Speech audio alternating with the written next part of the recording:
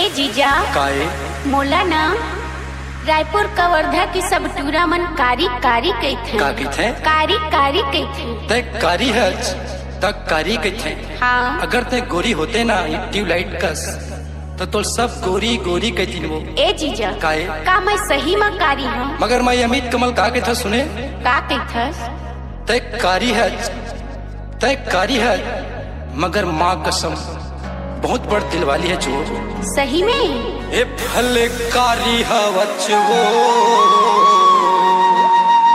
ए भले कारी हवच वो माँ कसम सारी दिल वाली हवच भले कारी हवच वो भले कारी हवच वो माँ कसम सारी दिल वाली हवच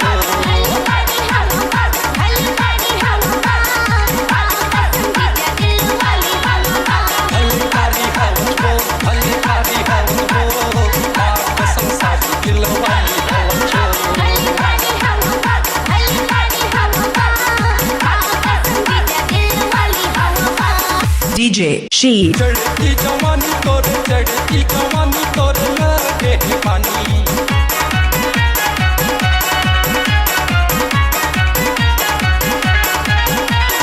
चढ़ती जवानी तोरे चढ़ती जवानी तोरे लगे पानी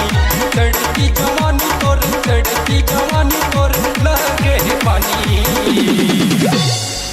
ए भले कारी हवच वो ए भले कारी हवच वो माँ कसम सारी दिल वाली हवच भले कारी हवच वो भले कारी हवच वो माँ कसम सारी दिल वाली हवच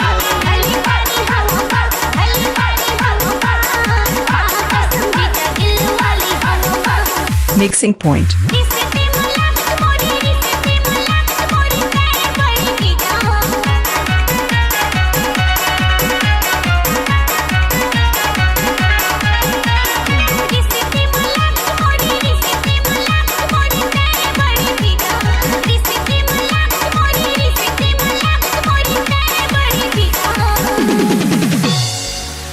ये भले कारी हवागा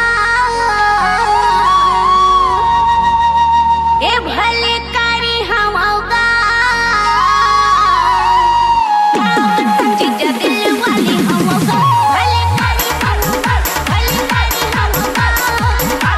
जीजा दिल वाली हवागा भले कारी हवागा भले कारी हवागा जीजा दिल वाली हवागा Sheed प्रोडक्शन 24 घंटा तोर संसारी 24 घंटा तोर संसारी दीदी तोर भगवंते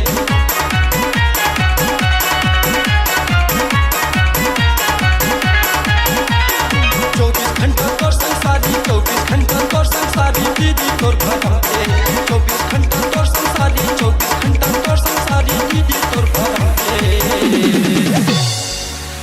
मैं बना हूँ कैथा वो मैं बना हूँ कैथा वो माँ कसम सारी तोला घर वाली मैं बना हूँ कैथा वो मैं बना हूँ कैथा वो माँ कसम सारी तोला घर वाली भले कारी हवागा भले कारी हवागा